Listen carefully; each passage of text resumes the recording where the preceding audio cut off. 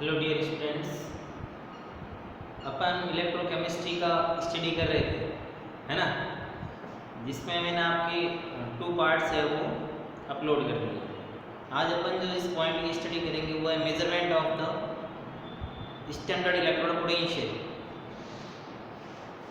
Measurement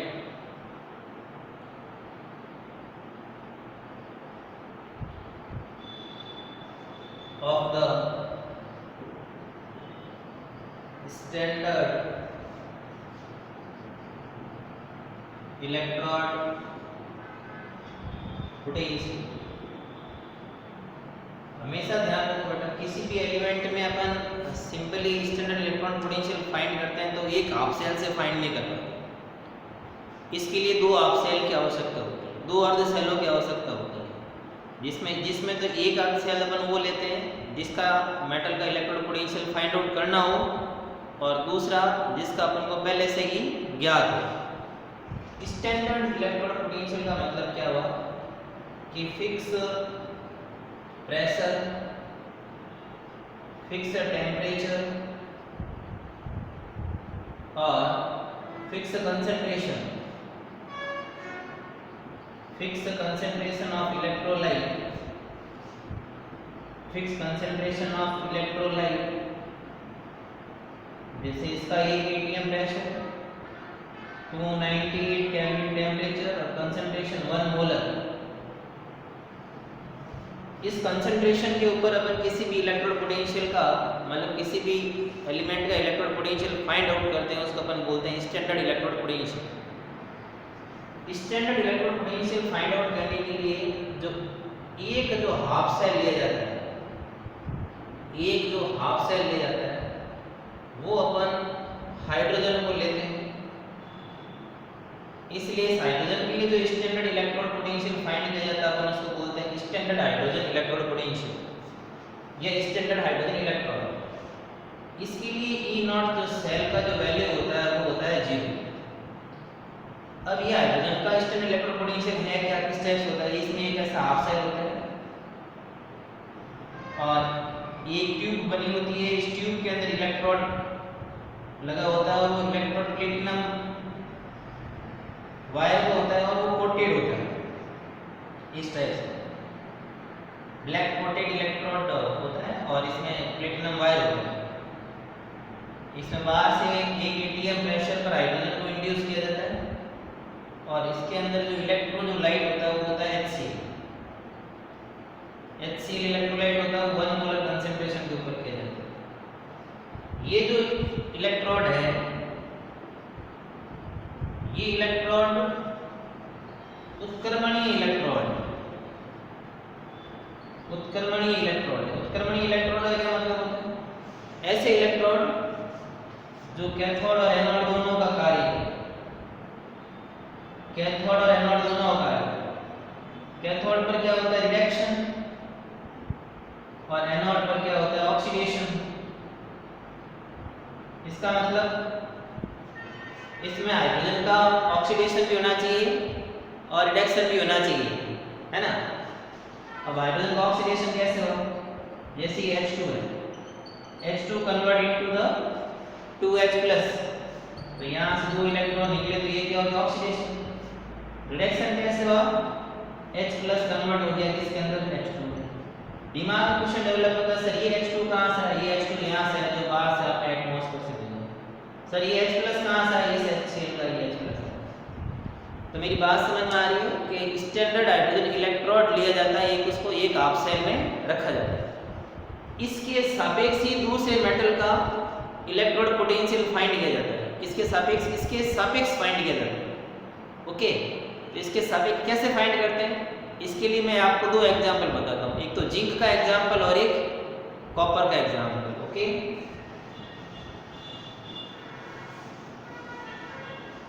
इसमें first है आपकी measurement of the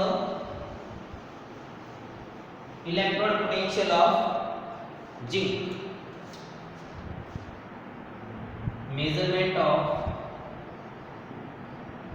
the electrode potential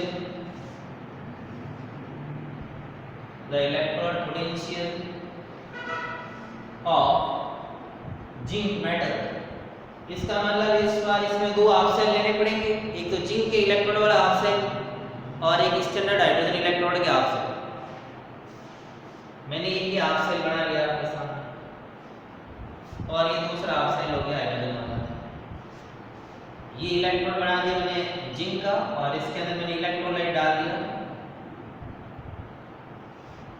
ZnSO4। Zinc metal है जिसका इलेक्ट्रोड बना हुआ है और इसके अंदर ये हाइड्रोजन वाला जो प्लेटिनम वाला इलेक्ट्रोड था वो डाल दिया। ट्यूब है, प्लेटिनम ब्लैक से कोटेड एक वायर होता है जिसको अपन इलेक्ट्रोड बनाते हैं और यहाँ एक वोल्ट मीटर मैंने इसके साथ अटैच कर दिया और बाहर से इसके अंदर हाइड्रोजन गैस 180 पर डाल दी और यहाँ पर इलेक्ट्रोलाइट ले लिया 1 मोलर HCl। इन दोनों को मैंने एक लवण सेतु के द्वारा जोड़ दिया, सॉल्ट ब्रिज के द्वारा ऐड कर दिया। सॉल्ट ब्रिज लवण सेतु जिसके अंदर KCl या KNO3 होता है, मैंने लास्ट क्लास में आपको बताया था। अब प्रॉब्लम कहाँ आते हैं कि सर इलेक्ट्रोड पोटेंशियल यहाँ से कैसे फाइंड करें। देखो बेटा, जब दो इलेक्ट्रोडों को आपस में जोड़ते हैं तो कुछ ना कुछ पोटेंशियल डिफरेंस डेवलप होता है, तो एक में ऑक्सीडेशन होता है और एक में रिडक्शन होता है। ठीक है, ये डिपेंड करता है कि जिंक मेटल की रिडक्टेंट कैपेसिटी हाइड्रोजन से ज़्यादा है या नहीं। ठीक है, जिसकी रिडक्टेंट कैपेसिटी ज़्यादा होगी वो आसानी से इलेक्ट्रॉन का क्या करेगा, त्याग करेगा।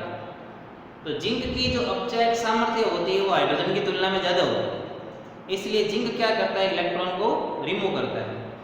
इसलिए इस हाफ सेल में जो लेफ्ट हैंड हाफ सेल है इसमें जिंक सॉलिड कन्वर्ट होता है किसके अंदर, Zn+2 में। और यहाँ इसका क्या होता है, ऑक्सीडेशन। ऑक्सीडेशन हमेशा कहाँ पर होता है, एनोड पर होता है। तो यहाँ से जब ये इलेक्ट्रॉन त्यागेगा कौन, जिंक, तो ये इलेक्ट्रॉन क्या करेंगे, इधर मूवमेंट करेंगे, इधर मूवमेंट करके इस इलेक्ट्रोड पर आ जाएंगे।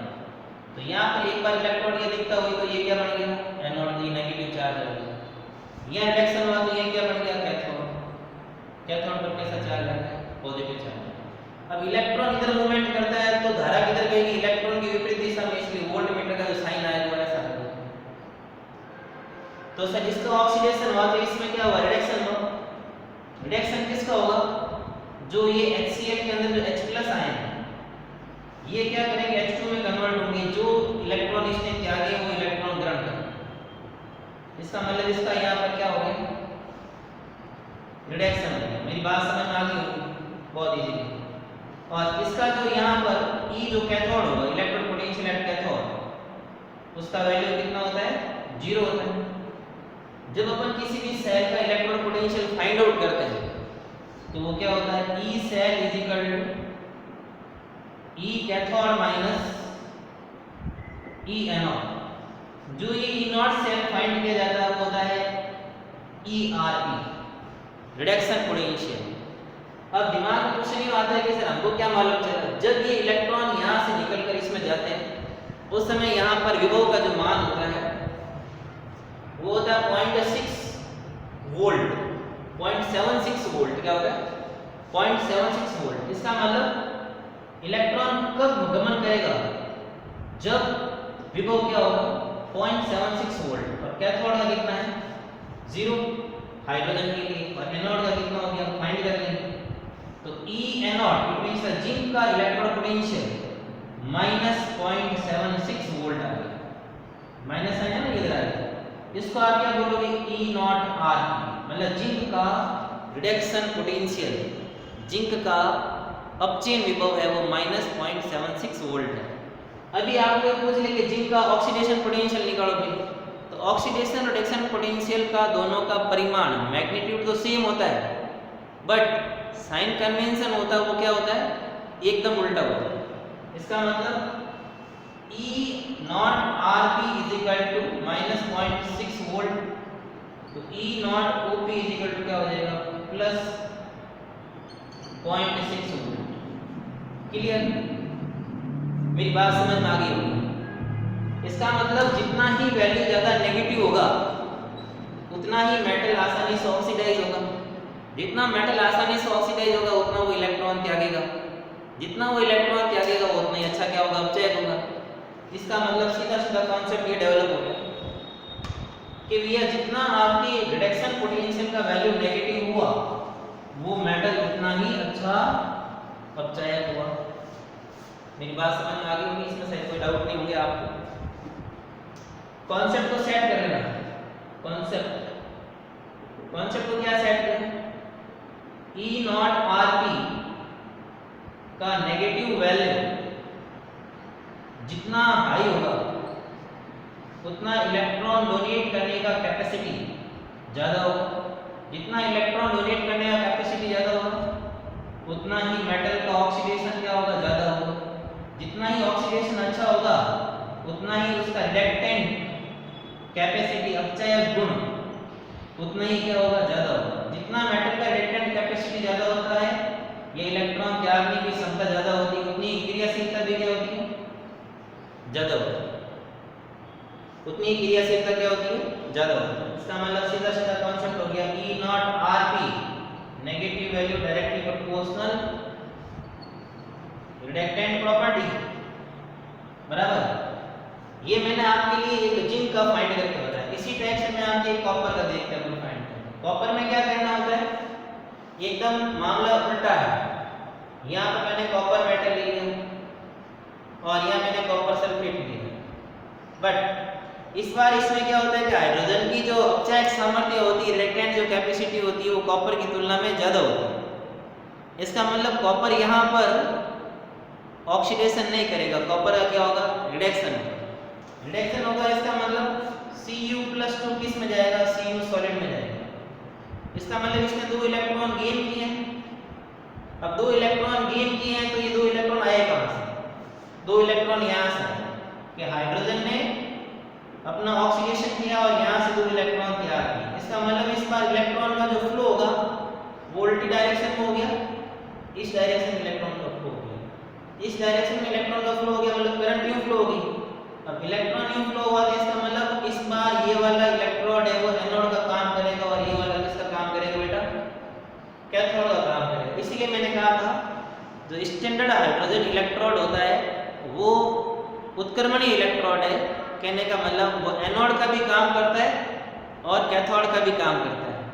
किसका काम करता है, एनोड का भी काम करता है और कैथोड का भी काम करता है। जब अपन इसका इलेक्ट्रोड पोटेंशियल फाइंड आउट करते हैं तो E not cell is equal to E cathode minus E anode. Okay, और जब यहाँ करंट फ्लो होता है उस समय यहाँ पर 0.34 इलेक्ट्रॉन वोल्ट 0.34 वोल्ट विभव चाहिए होता है। अब यहाँ देखो कैथोड कौन है, ये है, एनोड कौन है, ये है। एनोड में तो यहाँ पर इसका वैल्यू क्या हो गया, 0, क्योंकि डायरेक्टली 0 होता है। इसका मतलब E कैथोड का वैल्यू कितना आ गया, प्लस 0.3 वोल्ट। इसका मतलब सीधी सीधी बात होगी कि इस बार जो कॉपर के लिए E नॉट जो Rp आया है उसका वैल्यू क्या है, पॉजिटिव है कि नहीं? पॉजिटिव है तो प्रॉब्लम क्या आ गया बताओ, पॉजिटिव है तो क्या आ गया कि उसकी रिडक्टेंट प्रॉपर्टी क्या होगी, कम होगी, और ऑक्सीडेंट प्रॉपर्टी क्या होगी, ज्यादा होगी। इसको बेटा नोट कर लो आप।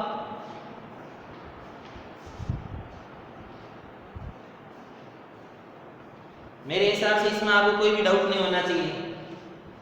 कहने का मतलब जितना रिडक्शन पोटेंशियल पॉजिटिव हुआ उतना ऑक्सीडेंट पावर ज्यादा होगी, और जितना रिडक्शन पोटेंशियल नेगेटिव हुआ उतना मामला क्या हो गया, रिडक्टेंट प्रॉपर्टी अच्छी होगी। शायद यहाँ तक आपको कोई भी डाउट नहीं होने चाहिए। अब मैं बात करता हूँ आगे नेक्स्ट इलेक्ट्रोकेमिकल सीरीज की। इलेक्ट्रोकेमिकल सीरीज सबसे इंपॉर्टेंट चीज है कि ये सीरीज है क्या चीज, अपन इसको क्यों पढ़ते हैं, इसका एप्लीकेशन क्या है। क्योंकि जो नीट में जो क्वेश्चन आते हैं वो इलेक्ट्रोकेमिकल सीरीज के एप्लीकेशन के क्वेश्चंस आते हैं, ना कि सीरीज पूछते हैं। तो इस सीरीज को आप एनसीईआरटी में से क्या कर सकते हो, याद कर सकते हो। ये आपको MTR करनी होती है, MTR करनी होती है, याद ही करनी होती है।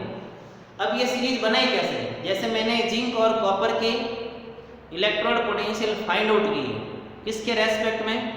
स्टैंडर्ड हाइड्रोजन इलेक्ट्रोड के रेस्पेक्ट में।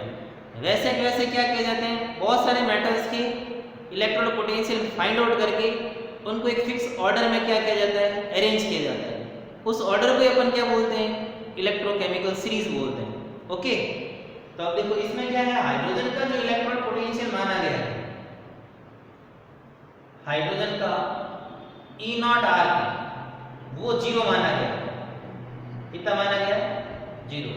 और इस टेबल में इससे नीचे आने वाले और इससे ऊपर आने वाले एलिमेंट, इससे ऊपर आने वाले एलिमेंट के लिए E0 का वैल्यू पॉजिटिव है। किससे? हाइड्रोजन से ऊपर आने वाले, और हाइड्रोजन से नीचे आने वाले का जो वैल्यू है वो क्या है? नेगेटिव। इट मींस बहुत इजी सी बात है कि जितना इलेक्ट्रोड पोटेंशियल नेगेटिव हुआ उतनी उसकी रिडक्टेंट प्रॉपर्टी ज्यादा हुई। इसका मतलब इससे नीचे वाले जो एलिमेंट है वो गुड क्या है? रिडक्टेंट है, और ये गुड क्या है? ऑक्सीडेंट है। ध्यान से सुन लेना, मैं यहाँ पर एक सीरीज लिख रहा हूँ, ठीक है ना? वो सीरीज आपको भी याद होनी चाहिए। लिथियम, ट्रिक बता दूंगा, lithium, sodium, potassium, magnesium, aluminium, water, zinc, chromium +3, Fe+2, Ni+2, Sn+2, Pb+2। देखो ध्यान सुनना, ले काका मांगे आलू, ले काका मांगे आलू पानी, जनता करे फिर, जनता करे फिर, नहीं चाहिए संत प्रभु, नहीं चाहिए संत प्रभु। देखो यूं चल रहे नहीं हो, तो यहाँ पर सबसे ज्यादा जो नेगेटिव वैल्यू होता है, सबसे ज्यादा जो नेगेटिव वैल्यू होता है वो होता है लिथियम का। सबसे ज्यादा नेगेटिव वैल्यू किसका होता है? लिथियम का। सबसे मोर जो नेगेटिव वैल्यू होगा वो लिथियम का होगा, ठीक है? मोर नेगेटिव वैल्यू होगा वो लिथियम का होगा। और ये नेगेटिव वैल्यू जो होती है वो होती है 3.05 वोल्ट। जितनी नेगेटिव वैल्यू ज्यादा होती है उतना ही अच्छा क्या होता है? रिडक्टेंट होता है। It means lithium is strong reductant. आप किधर से किधर जा रहे हैं? प्रभु की तरफ जा रहे हैं। तो प्रभु की ऑक्सीकारक सामर्थ्य क्या हो रही है? ज्यादा हो रही है। प्रभु अच्छा क्या है? ऑक्सीकारक है। जबकि लिथियम अच्छा क्या है? इलेक्ट्रॉन दाता है, मतलब अच्छा रिडक्टेंट है। तो सर इनसे ऊपर वाला में जैसे फ्लोरीन है, क्लोरीन है, ब्रोमीन है, आयोडीन है, Cr2O7-2 है, MnO4-2 है, Fe+3 है, H2O2 है। ये सब के सब ऑक्सीडेंट का काम करते हैं, जिसमें फ्लोरीन का जो इलेक्ट्रोड रिडक्शन पोटेंशियल है वो 2.67 वोल्ट होता है। 2.67 वोल्ट होता है वो सबसे 2.87 वोल्ट होता है जो सबसे ज्यादा पॉजिटिव होता है। इट मींस फ्लोरीन है वो स्ट्रॉन्ग ऑक्सीडेंट है, स्ट्रॉन्ग ऑक्सीडेंट है। मेरा कॉन्सेप्ट समझना, फ्लोरीन से लिथियम की तरफ जाओगे तो अपचय गुण क्या होगा? देखो ध्यान सुनना, अपचय गुण क्या होगा? बढ़ेगा नहीं बढ़ेगा? नो डाउट बढ़ेगा। अपचय गुण बढ़ा क्योंकि E0 की नेगेटिव जो वैल्यू है वो बढ़ी। अपचय गुण बढ़ेगा तो इलेक्ट्रॉन त्यागने की क्षमता, इलेक्ट्रॉन त्यागने की क्षमता क्या होगी? बढ़ेगी। तो क्रियाशीलता भी क्या होगी? बढ़ेगी। क्रियाशीलता भी क्या होगी? बढ़ेगी। ये कॉन्सेप्ट आपके समझ में आना जरूरी है, ये कॉन्सेप्ट समझ में आना जरूरी है, ध्यान रखना। यदि ये कॉन्सेप्ट समझ में नहीं आया तो क्वेश्चंस क्या हो जाएंगे? गलत हो जाएंगे। अब जैसे कोई मान लो एसिड है, एसिड में हमेशा हाइड्रोजन होता है, वो H+ अवस्था में रहता है, H+ स्टेज में रहता है। यदि मैं उसको हाइड्रोजन में कन्वर्ट कर दूं, ध्यान से सुनना मैंने क्या बोला, मैंने क्या कहा? H+ को मैं H2 में कन्वर्ट कर दूं। अब बताओ, तो यहाँ पर इसका क्या हो रहा है? रिडक्शन हो रहा है, नहीं हो रहा है? हो रहा है रिडक्शन, हो रहा है। तो अब किसी भी एसिड में से हाइड्रोजन कौन सा मेटल निकाल पाएगा? जिसके पास इस H+ आयन को रिड्यूस करने की कैपेसिटी हो, मतलब अपचेन करने की कैपेसिटी हो। तो अपचेन करने की कैपेसिटी किसकी होगी? तो स्ट्रॉन्ग रिडक्टेंट होगा। स्ट्रॉन्ग रिडक्टेंट कौन होगा? जो हाइड्रोजन के इलेक्ट्रोड पोटेंशियल से मोर नेगेटिव वैल्यू रखेगा ERP की। इट मींस इस हाइड्रोजन से नीचे आने वाले जितने भी एलिमेंट है, कौन कौन से, ले काका मांगे आलू पानी जनता करे नहीं चाहिए संत प्रभु, ये सभी एसिड के साथ रिएक्शन करके उसमें से हाइड्रोजन गैस को निकाल देते हैं। जबकि ऊपर वाले जो एलिमेंट्स होते हैं या कंपाउंड्स होते हैं वो एसिड में से हाइड्रोजन गैस को रिप्लेस नहीं कर सकते। शायद मेरी बात आपके बहुत इजीली समझ में आ गई होगी, क्योंकि ECS की एप्लीकेशन बहुत इंपॉर्टेंट है। नेक्स्ट पॉइंट पढ़ेंगे अपन application of ECS, electrochemical series का एप्लीकेशन। बराबर, देखते हैं भाई एप्लीकेशन क्या कहता है। तो नेक्स्ट हेडिंग है application of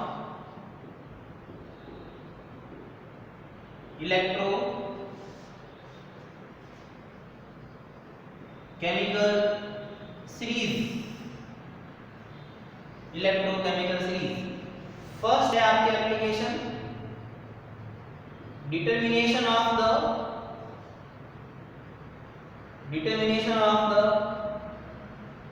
oxidant and reductant property, कि कौन सा अच्छा अपचयक है और कौन सा अच्छा अपचयक नहीं है। कॉन्सेप्ट सीधा सीधी बात, E0RP का वैल्यू जितना ज्यादा नेगेटिव हुआ उतना ही रिडक्टेंट प्रॉपर्टी क्या हुआ, ज्यादा हुआ, और ऑक्सीडेंट प्रॉपर्टी क्या हुआ बेटा, कम हुआ नहीं हुआ। जिंक का जो ERP था वो -0.76 वोल्ट, जबकि कॉपर का था वो क्या था, +0.3 वोल्ट। इसका मतलब जिंक है वो क्या है, एक अपचायक है, एक रिडक्टेंट है, और ये एक क्या है, ऑक्सीकारक है। सही, मेरे हिसाब से आपको ये बात बहुत आराम से क्या हो गई होगी, हजम हो गई होगी है ना। बहुत इजी कॉन्सेप्ट है, कोई टफ कॉन्सेप्ट नहीं है। सेकंड पॉइंट है, सेकंड एप्लीकेशन डिटर्मिनेशन या predicting of the spontaneous redox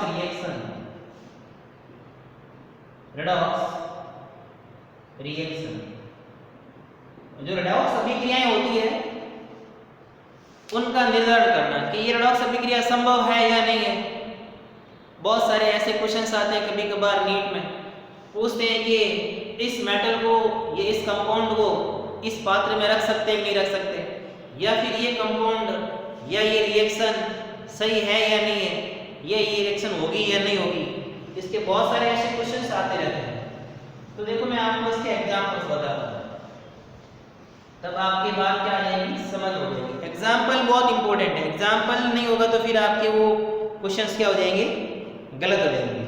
जैसे मैंने आपके सामने एक एग्जाम्पल दिया, Fe solid react with the Na+2, Fe+2 निकल सॉलिड। इसी रिएक्शन को मैंने उल्टा लिख दिया, Fe+2 निकल सॉलिड और Fe सॉलिड प्लस Na+2।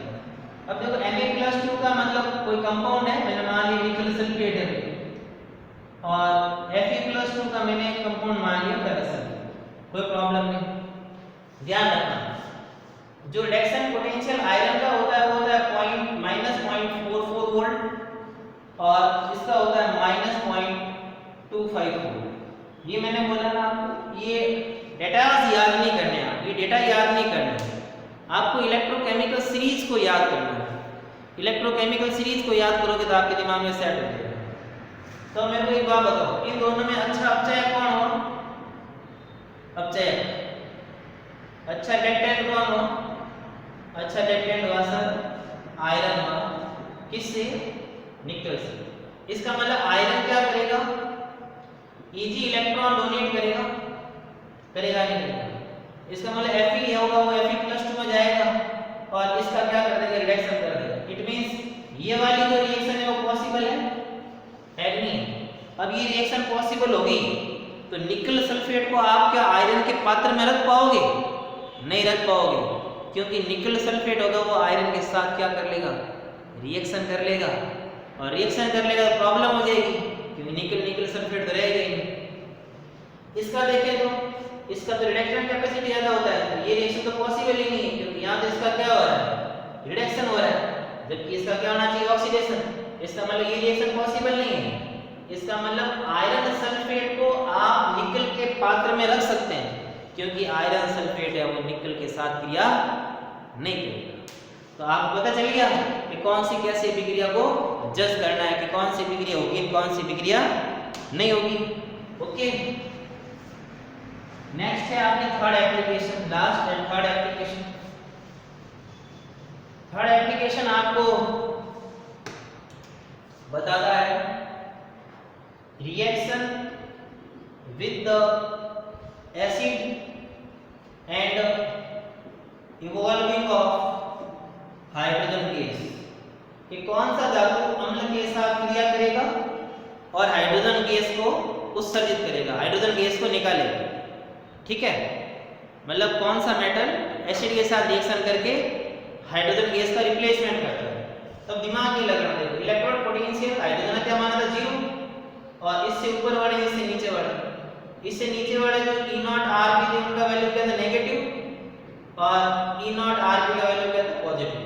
कहने का मतलब हाइड्रोजन के इलेक्ट्रॉन पोटेंशियल से नीचे वाले जो मेटल होते हैं वो हो गए स्ट्रॉन्ग रिडक्टेंट। स्ट्रॉन्ग रिडक्टेंट हो गए, इसका मतलब एसिड के साथ रिएक्शन करके क्या करेंगे? रिप्लेसमेंट ऑफ द हाइड्रोजन कर देंगे, इसमें से एसिड में से, है ना। तो जैसे मैंने आपके सामने एक एग्जांपल दिया, जिंक, क्या दे दिया? जिंक HCl के साथ रिएक्शन कर लेता है और खुद का क्या हो जाता है? ऑक्सीडेशन, और इसमें से जो H+ होता है वो हाइड्रोजन के रूप में निकाल देता है। तो जैसे देखो मैंने जो नीचे वाली ट्रिक बताई थी, ले काका ना मांगे आलू पानी, वो जितने भी हैं वो सब के सब एसिड के साथ रिएक्शन करके क्या कर देंगे? हाइड्रोजन गैस को रिमूव कर देंगे। इसका मतलब सोडियम है, पोटेशियम है, मैग्नीशियम है, ये रिएक्टिव मेटल है। क्या है? रिएक्टिव मेटल है। बट इससे ऊपर वाले मेटल्स जैसे कॉपर है, सिल्वर है, मरकरी है, वो कभी भी HCl या अदर एसिड्स के साथ रिएक्शन करके इसमें से हाइड्रोजन का रिप्लेसमेंट नहीं करेंगे। इसका मतलब ये क्या हो गया? इनकी तुलना में कम क्रियाशील हो गए, इसलिए अपन इनको बोल देंगे इनएक्टिव मेटल्स। बराबर। तो अब आपको कभी कभी पूछ लेते हैं कि which of the following metals evolving of the hydrogen gas after reaction with the acid, है ना। एसिड के साथ रिएक्शन करने के बाद कौन सी गैस, मतलब कौन सा मेटल है वो हाइड्रोजन गैस को रिमूव करेगा। तो आप आराम से देख लो, इसका इलेक्ट्रॉन पोटेंशियल नेगेटिव है हाइड्रोजन के कंपैरिजन में। ओके बेटा, तो मैंने आपको आज इस CS की एप्लीकेशंस करवा दिए और इलेक्ट्रॉन पोटेंशियल बता दिया। कल अपन स्टडी करेंगे मेजरमेंट ऑफ द EMF, विद्युत वाहक बल, कि भाई किसी में सेल में विद्युत वाहक बल को कैसे फाइंड किया जाता है। वहाँ पर न्यूमेरिकल क्वेश्चंस होते हैं, उसमें सेल इक्वेशंस के बेस पर फाइंड किए जाते हैं और नेस्ट इक्वेशंस के बेस पर फाइंड आउट किए जाते हैं। तो कुछ अपन उसके अंदर न्यूमेरिकल क्वेश्चंस भी कम करेंगे, जितना ऑफलाइन क्लास में कर पाते हैं उतना तो नहीं करेंगे, बट ऑनलाइन क्लास है तो एक दो न्यूमेरिकल क्वेश्चंस आपको मैं प्रैक्टिस के लिए बता दूंगा और उसके लिए मैं आपको DPP प्रोवाइड करवा दूंगा। वो DPP आप मेरे व्हाट्सएप नंबर पर ले सकते हैं। मैंने आपको बहुत बार मेरे व्हाट्सएप नंबर बताया 9982511555 पर आप मेरे को व्हाट्सएप करके लिंक भेज सकते हैं।